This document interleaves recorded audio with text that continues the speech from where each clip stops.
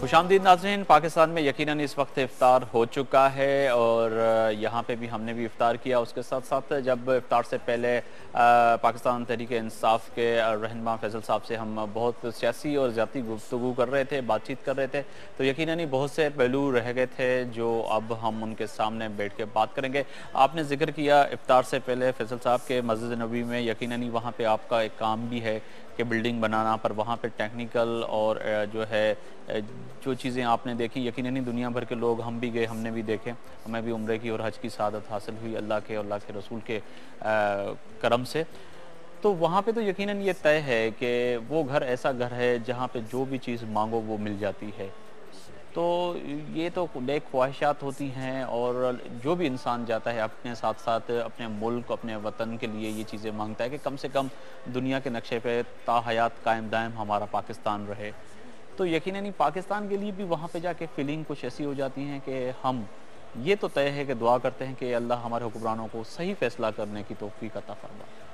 तो ऐसा आप भी जाते हैं तो पाकिस्तान के लिए, अपने मुल्क के लिए कुछ? वो तो आप तो बगैर कहे जी, एक ऐसी बात है क्योंकि जैसे आप अपनी औलाद के लिए करते हैं वैसे जी, आप अपने मुल्क के लिए कर रहे हैं, जिस मुल्क ने आपको सब कुछ दिया है और आप इस मुल्क के अंदर रह रहे हैं और पैदाइश से लेकर आज तक आपको जो भी इस मुल्क में है हमारे पास वो इस मुल्क का ही दिया हुआ है। जी, आप जरूर करते हैं, लेकिन सबसे ज़्यादा इम्पोर्टेंट दुआई होती है कि मेरी पर्सनल दुआई होती है कि अल्लाह भैया पाकिस्तान की आवाम, इसके सियासतदान समेत हमारे हमें राय रास्त पे रखना। एक्चुअली राय रास्त इसलिए बहुत इंपॉर्टेंट है वर्ड यूज़ करना मेरी नज़र में।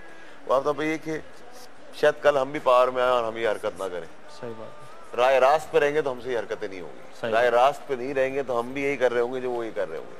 तो हमेशा दुआ जनरली भी सबसे दुश्मनों के लिए भी ये मांगनी चाहिए कि वो राय रास्त पे रहे।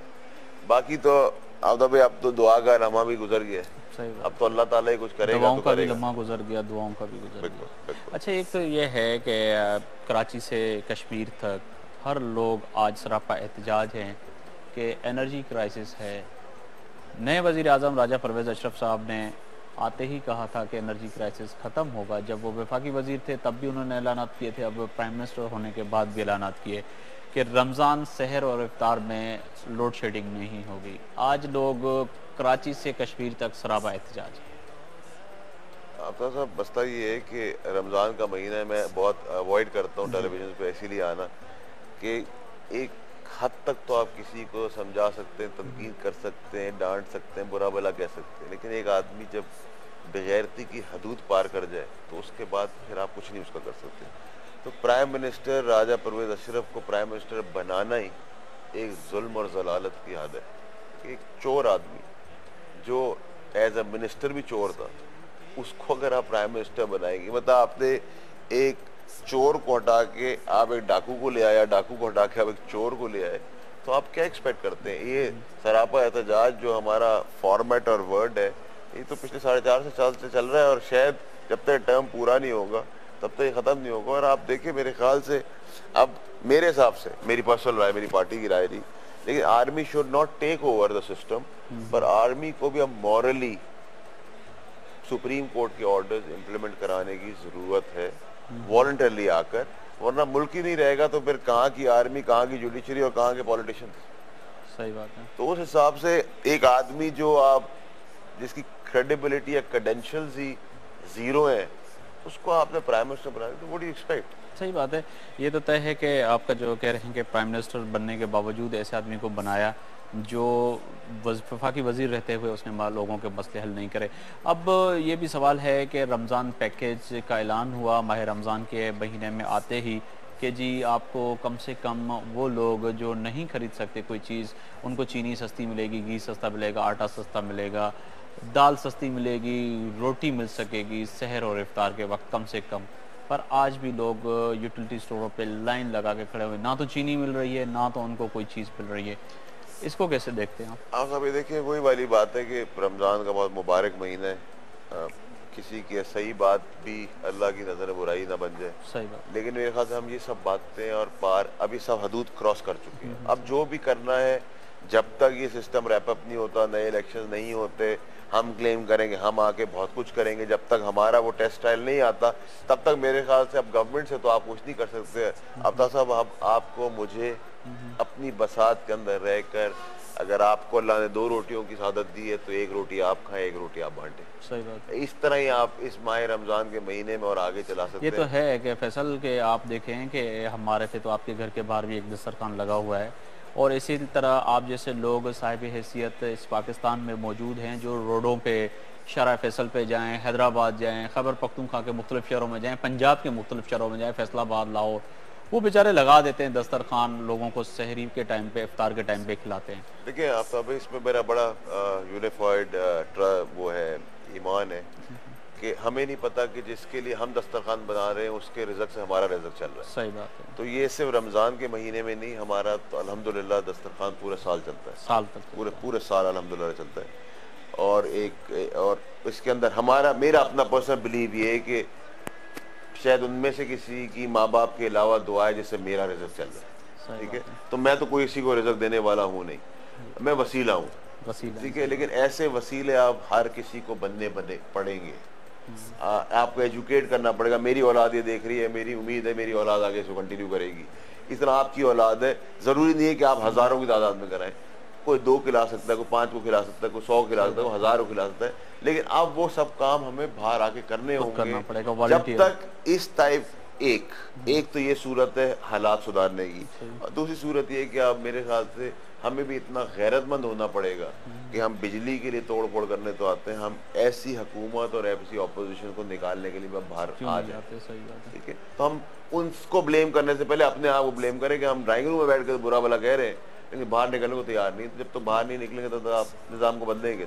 अच्छा, मैं एक तमाम जो भी जिनके साथ भी बैठता हूँ इफ्तार करने के लिए, उनसे ये सवाल लाजमी करता हूँ, चाहे वो पीपल्स पार्टी, मुत्तहिदा कौमी मूवमेंट, अवामी नेशनल पार्टी, मुस्लिम फैक्शन लीग और तमाम जमातें जो इस वक्त इक़्तिदार में भी हैं, इक़्तिदार के बाहर भी हैं, आप लोग क्या समझते हैं कि ये इल्ज़ाम तराशी बहैसियत सियासतदान या बहैसियत आम शहरी, हम तमाम लोग जितने भी हैं जो सियासत में नहीं है, एज अ अवाम सियासतदानों के तमाम उंगलियां उठाते हैं कि जी पाकिस्तान तहरीक इंसाफ सही नहीं है, पीपल्स पार्टी सही नहीं है, पर आम बंदे को अपने गिरबान में झांक के देखें, जैसे आपने बताया कि अब लोगों को निकलना पड़ेगा, तो इसमें आपका क्या समझते हैं कि लोगों का फुकदान है, मोटिवेट नहीं हो सके, या क्या मजबूरी है कि लोग रोडों पे नहीं आते? देखिए, एक हिस्ट्री में एक कहानी थी जिसके अंदर एक बादशाह था जिसकी हुकूमत कभी जुल्म होने के बावजूद को उल्टा नहीं सका था।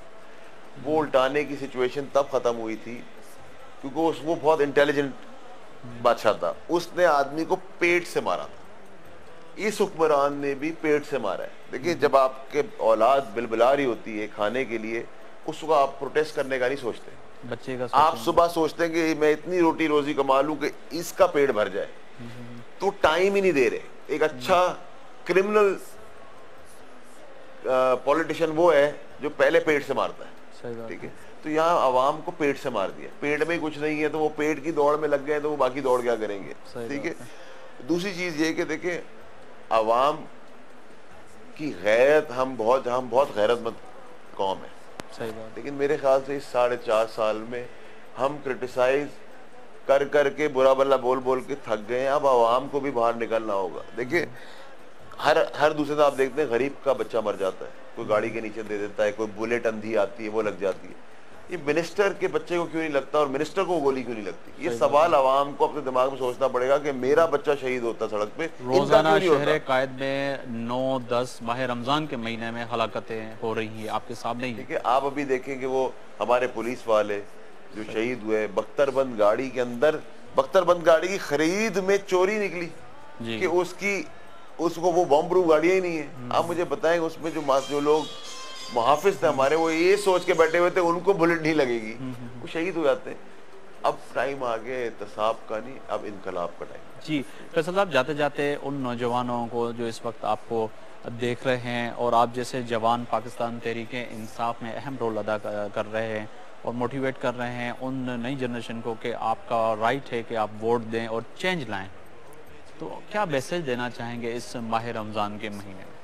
देखिए, मेरा तो भाई इनको अपने यंगस्टर्स को वैसे भी जितने भी वोटर्स हैं उनसे मेरी रिक्वेस्ट यही होगी कि वो राइट वोट को यूज़ करें, राइट ऑफ वोट को यूज़ करें, इस बार बाहर निकलें।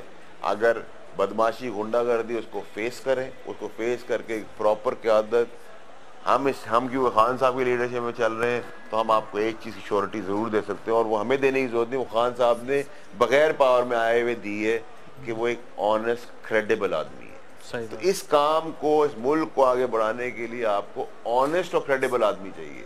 तो सबसे पहले आप वोट खान साहब की पर्सनालिटी को देख के ना दें। अगर आप उनको नहीं पसंद करते तो आप उनको ये पसंद करें कि ऑनेस्ट आदमी है।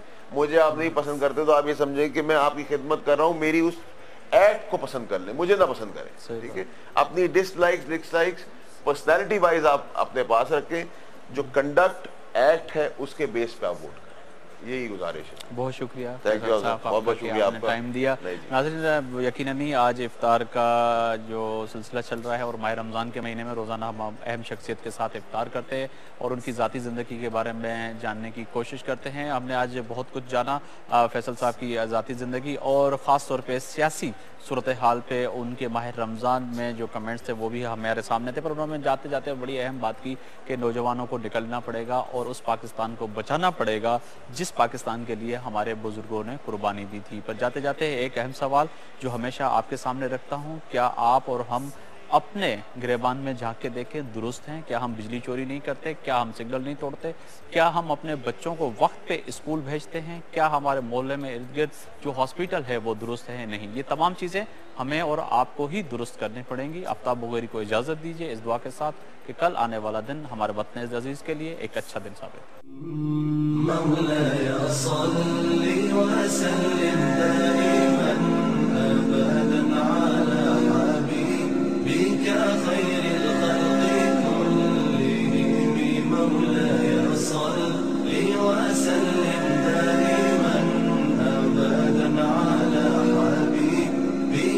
خير